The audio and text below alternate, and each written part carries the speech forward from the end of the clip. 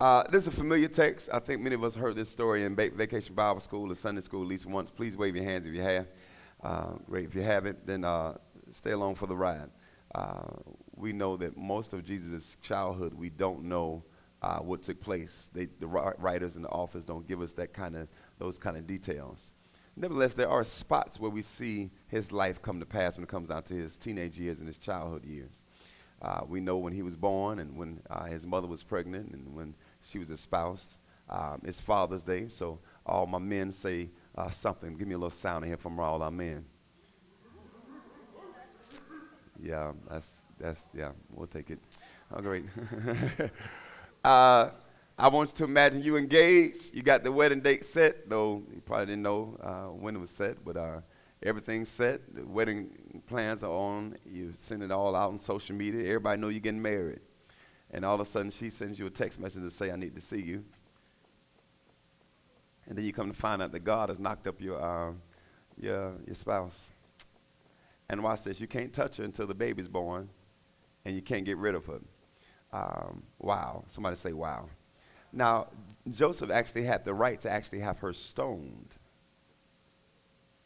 and killed because of the customs of the day, because she violated her betrothal.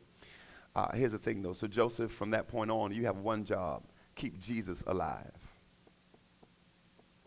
And I want to share with you all from another angle. Many of you all, you got one job right now: keep Jesus alive in your heart. It's easy for things to cause us to not talk to Jesus, not be in fellowship with Jesus. I wish I had some real folk in here. Not commune with Jesus, to ignore his text messages, to ignore his calls, to ignore he's in your DM, but you just act like you were busy. Keep Jesus. Look at your neighbor and say, keep Jesus alive. We know the nativity story. Hopefully many of us will get to that back in December, though he wasn't born in December, not December 25th, not even November. But it's thought he was born around the late fall time, around September, around the Feast of Tabernacles, because it says, and the word tabernacled amongst us. And there's 7 feasts that take place according to the Jews. 7 feasts. We won't go through them all right now, but it's 7 feasts. And so he wasn't born in December. That is a Roman and pagan holiday that was put because they are trying to eradicate the Jewish influence over the church. Come to vacation, come to Bible study. We can talk more about it. So that's where we get December 25th. I want to hasten and further go to the point. It says that further on, Joseph now is hanging with Mary. The baby is born in a basement. God help all of us. The King of Kings, Lord of Lords, Alpha, Omega, the Eternal, the one that created the heavens and the earth, takes place and decides to be born in a basement amongst donkey dung. The garage, if I would to give you further. Why would I say the garage? They didn't have cars, they just had mules. And so what they would do is bring the animals that they rode upon for the feast into what's called a manger or a stable. That's a great way for a king to be born. But he did it, so that means no matter where we are in life, he says, I can reach you where you are. Some of us got some dung-like, dirty-like, fertilizer-like situations, but he says, I can find you where you are because I'm the God of all people. Is there anybody glad about that right there? And so we go further, he's born, and then it says later on, of course, we think that the wise men showed up at the stable. They didn't. It says it was about 2 or 3 years later. That's when the wise men or the astrologers or those individuals find him, and they bring 3 gifts: gold, frankincense, and which are all symbolic. Gold of his royalty, frankincense of the incense and of the prayers, and then myrrh because symbolic of his death. So he was born to die. He knew his purpose and his call from day one. Do you know yours? Look at your neighbor and don't say anything to say, Now, don't overlook the gold, frankincense, and myrrh, though he was young and given this amount of wealth, because in a few days, they're going to have to get this baby out of there, because Joseph, you got one job: keep Jesus alive. But I got 15 out of 20. So then it says that the angel sends him a message and says, you have to get Jesus out of here. Take him to Egypt. Now that's some typological stuff, because where did the Israelites go when there was a famine back in Joseph's time? Into Egypt. So Egypt is a place of escape, but you can't stay in Egypt too long. And I think some of us have escaped to Egypt too long, and now we're stuck. And now we're enslaved by the very thing that we should have just only had a short respite. I'm preaching already, but y'all still sleep, but it's going to be okay. We'll all get rest after Father's Day. Thank you so much back in the back, Charmise. You know what kind of weekend it's been for your boy. So he goes to Egypt and is only supposed to stay there long enough. Now watch, the angel then comes back to him and says, Joseph, now take your family out of Egypt and take them back to Nazareth. So Joseph has to have his ear to God's ear because he has one job. What's his one job? Keep Jesus alive. And the only way you're going to keep Jesus alive, you got to keep listening to his Father. And some of us, we want to keep Jesus alive, but we don't want to listen. And if you don't want to listen, then you'll miss the instructions, and you may stay in a place too long, and then you may find yourself in a situation that you don't need to be in. Is there anybody ever have yourself in a situation where I maybe stayed too long because I didn't listen to good wisdom? I can't hear nobody up in here. And so Joseph, though, you will be considered insignificant because we always talk about Mary. We have even made Mary a saint. We don't talk about Joseph too much, and that's even today. We don't really celebrate fathers as much. We dog them when they don't pay child support. We dog them when they don't spend time. But when you got good fathers, like I see around the room, when you got ones that are in place that are trying to love their family, when they're just trying to do the best they can, that's a good time to say, listen, I celebrate you. I celebrate you. Why? Because I only got 15 out of 20. And so I want to take a personal privilege to celebrate every parent, every male parent in here, every father in here that's taking care of their kids, that's present, that your kids know your name. Because there's a lot of young people that don't know their father's name, don't know anything about them, don't know his smell, don't know his characteristics, don't have those moments. So if you're a father that's in your child's life, I want to celebrate you guys and say, hey, great job, and I applaud you again. Thank you. Fresh cut. Why do I have to celebrate you all? Because sometimes the things that matter the most to us don't get celebrated the most. I told you I got 15 out of 20. My subtopic was going to be tighten your lug nuts. Tighten your lug nuts. I just wanted to make sure I had your attention. So I got 15 out of 20, and my subtopic is tighten your lug nuts. Y'all like, what in Sam Hill does that have to do with Joseph? I'm going to try to go somewhere in a minute. Joseph, you got one job. And what is Joseph's one job? Keep Jesus alive. So when we find ourselves in the text in Luke chapter 2, verse 42, it's the feast. Now, it's believed that the Passover feast would last about 7 to 8 days. And now I want you to imagine this. They have to leave from Nazareth and go up. So it's probably about 70 miles from Nazareth to Jerusalem. And then they got to go up a hill. Now, it's hard to go up a hill for all my people that at least do some kind of. It's easier to come down a hill.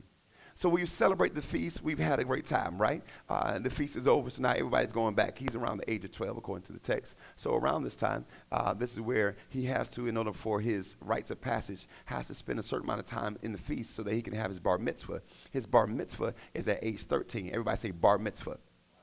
No, say it like you're Jewish, bar mitzvah. Y'all so judgmental. Bar mitzvah, bar, son, mitzvah, law. So he becomes a son of the law. So at the age of 13, he's transitioning from being just a little kid. Now he's a son of the law. In other words, my life is inculcated in walking out the Torah or the law and the teachings. All right? So now there's significant points in his life. So that's what bar mitzvah means. But that takes place at age 13. At age 12, he's still walking it out. He's walking it through. It's almost like I'm in transition. And can I help some of you all? It's time for some of us to transition and kind of grow up. What we were doing at age 12 and what we're doing at age 10 and 11, that was cool. But now God says, now I think you're ready for a new level. Is there anybody here ready for a transition or a new level? The only thing is, it's going to require you to come out. When I was a child, I spoke as a child. I thought as a child. But now that I'm a man, I put away all that stuff because God says, I'm transitioning us to now being better. Is there anybody want to be better in here? And so now they've gone up the hill to Jerusalem, to the temple. And they've left Nazareth, and now they're in Jerusalem. Thank God for going to high places. But what happens, God says, okay, you've been in a high place now. Let me bring you back down. And that's not comfortable because most of us like to stay high. We like to stay where it is. But what happens when God says, okay, come back to reality, and I got to learn some more stuff in you. I got to build some more stuff in you. And they come down. Now watch this. Now, I'm a little concerned about the family, but let me work the text a little bit. It says they go to the feast. They come back from the feast, and about 3 days, they realize we don't have Jesus. You mean to tell me you've gone 3 days and you not realizing Jesus ain't with you? You've gone 3 days. Some of y'all gone 3 weeks and still ain't talked to him yet. Now, the unfortunate thing is to go 3 days journey is about 70 miles. So, and you've come down a hill, 3 days journey, and now you realize you left Jesus. It was easier to come down because leaving Jesus is a whole lot easier than getting back to him. Oh, that's good to me. Walk that off, Reverend. It's easy to come down here because most times when we're leaving him, it's very quick. It's like it's a slippery slope. We just like, okay, he'll be there.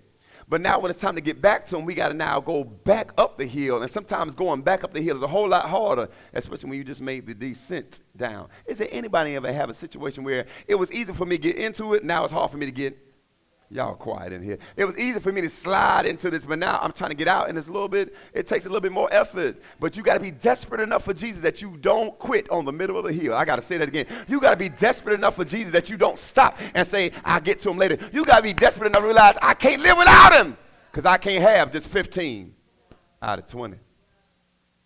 And it says that they go back up the hill, and they're going to find him. And I can imagine their anxiety, the angst. Now, Mary's anxiety is because she's a mother, and all the mothers just wave your hand at one time. If you lost your child, any of your children, for over one day, forget one day, an hour. It's the scariest thing to take your children into any mall or crowded place, and you lose sight of them. I can't hear nobody up in here. For a short moment, your whole life flashed before your eyes. And then you start screaming their name. And then hopefully they come from underneath some kind of table or something, if they got it.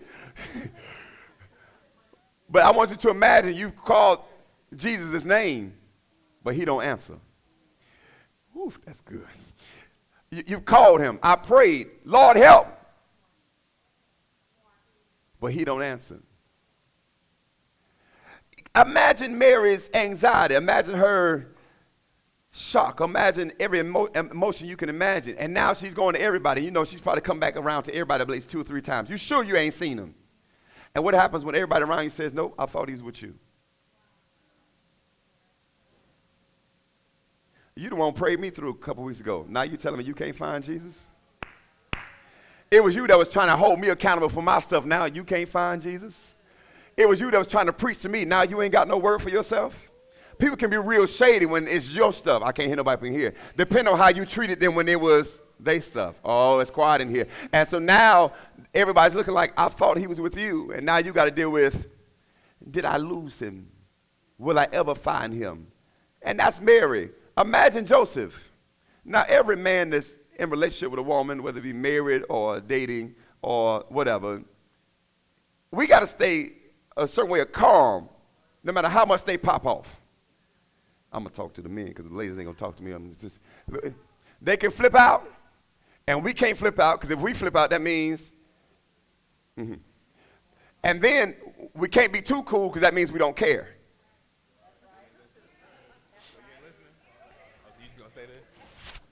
And if we don't say anything, don't you understand where we are? You can't be too quiet. Then you can't be too loud. I don't need you hollering right now. What do you want from me? So I want you to imagine Joseph, and Joseph got one job. What's the one job? And now you done lost Jesus. You done lost Jesus. And now imagine the walk up the hill. He better be here. I thought he was with you. Now he's 12. You're supposed to. Imagine the conversation going up the hill. Can y'all imagine? It's like the ride to church.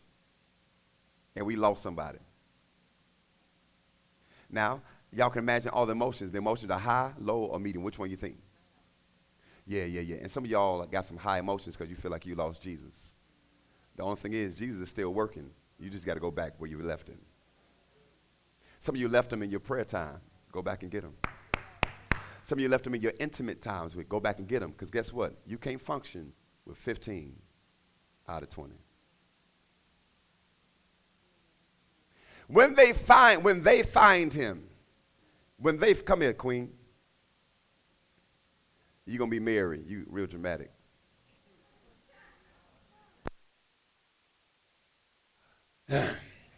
Pastoral shade. So I could imagine, now watch this, Mary can't go into certain places because there's only certain places that women can go in the temple. So she needs Joseph just in case Jesus has found himself in a place where Mary can't get to. That's why you need an intercessor, just in case you get yourself into a situation that you can't. You need somebody that connects you back, just in case you can't get there. Based upon your own thought, because some of us psych ourselves out of getting to Jesus thinking we can't get to him, but he never left you, because as long as you got breath in your body, he's right there. And so she takes him there, and when they finally see him, in the midst of scholars, in the midst of teachers, in the midst of rabbis, who are still hanging over from the feast. Now, if it was my mama, class would have been over. Immediately. Dismissed. Matter of fact, and why didn't you tell me he was with you? Like, she would have been rebuking, everybody. My dad is kind of different personality, so he probably like, oh, man. Just sometimes we just got to grunt until we kind of figure out what to say. Just like, It says they both see him, but she talks. Now, Joseph, this is going to be your last time we see you in the text. Joseph, this is going to be your last time you're mentioned in the text. So this is almost like your last hoorah. Because from this moment on, it's just about Jesus. And Mary happens to be around. It's thought that Joseph was significantly older than Mary. Because of how the customs work. So now it's thought that Joseph dies in between this moment and the time when Jesus' ministry is launched. And though Joseph passed off the scene, I want to make sure that we at least give him credence, because he did his job. He kept Jesus alive. And for every person in here that ever felt insignificant, don't worry about your name being in limelight. Just make sure you do what you were assigned to do while you got time to do what you were assigned. Am I making sense to anybody? They may never call Joseph's name out anywhere else, but long as he kept Jesus alive for the time he was under his auspices. And Mary, you can talk to me. You can be very vocal. I'm going to sit right here, but it's all right.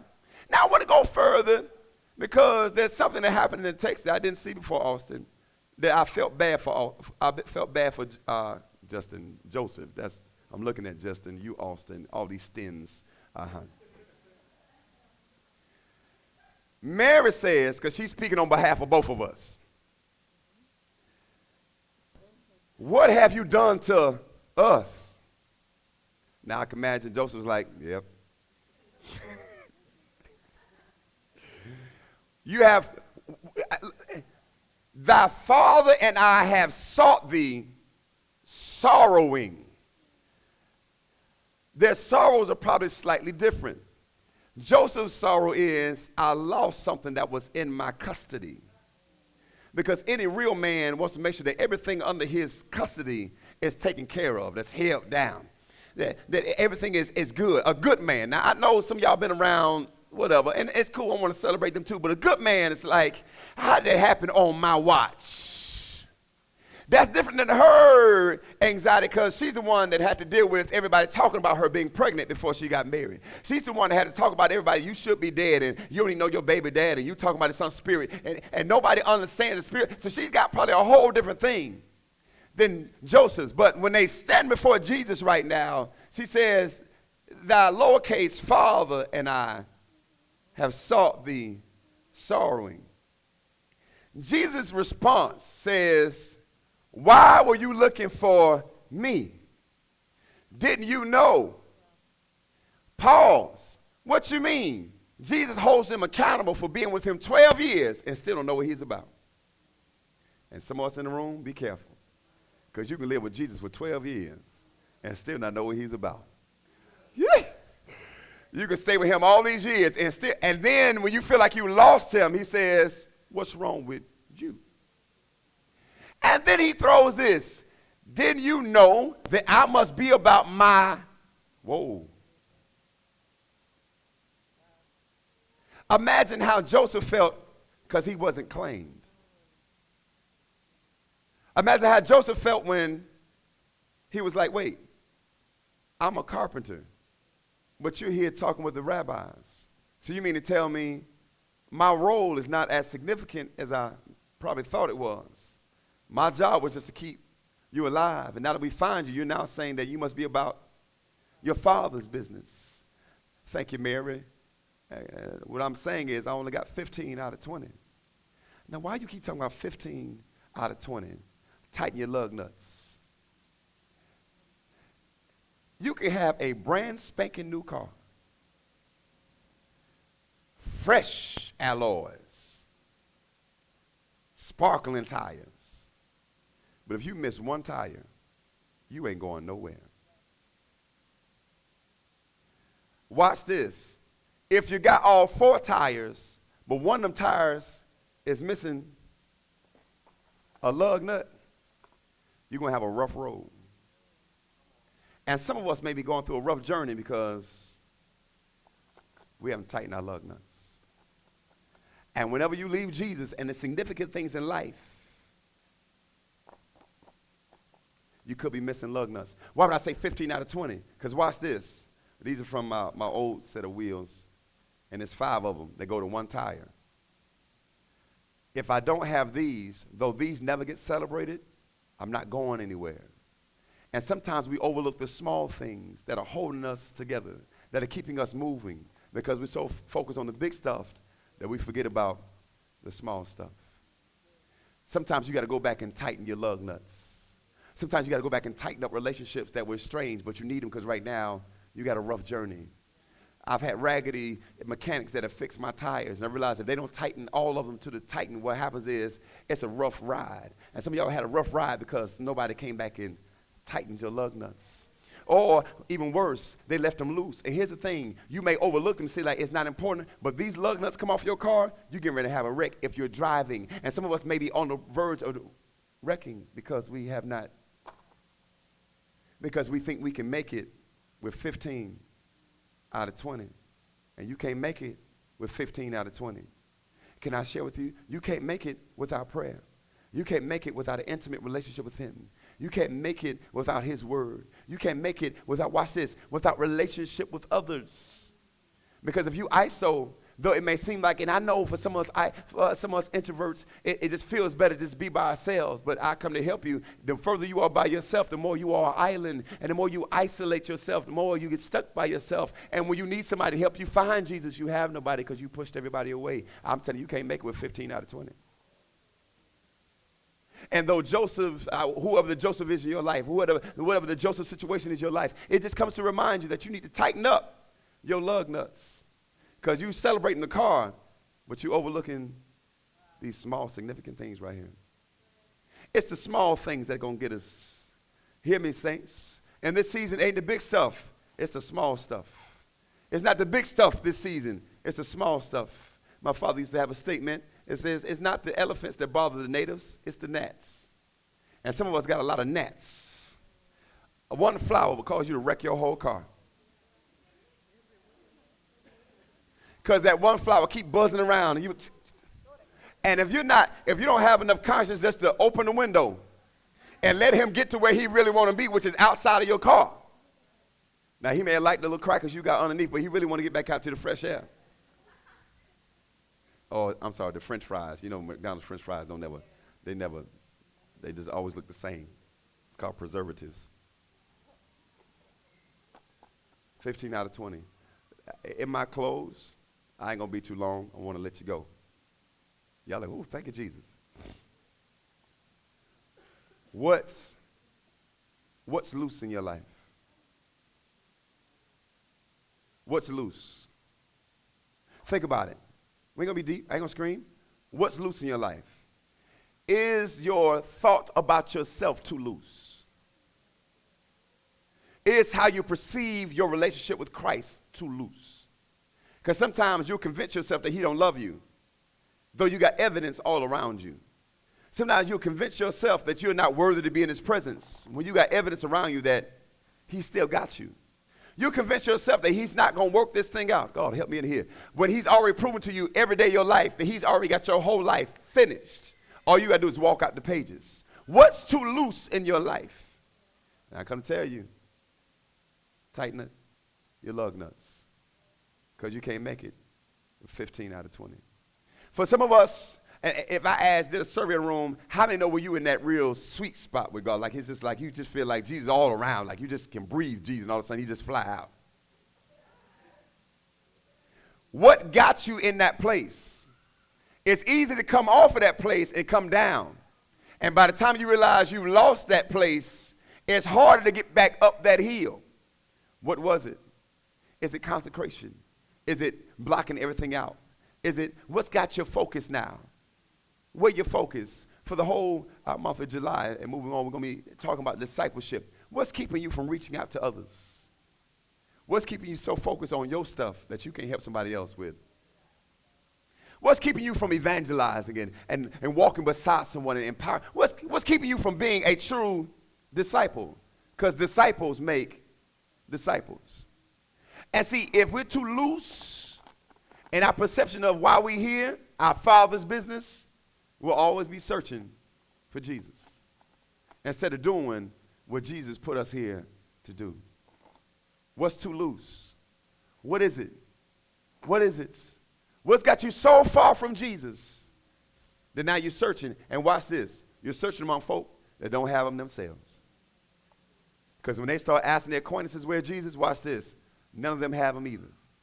What happens when you go into looking for love in all the wrong places?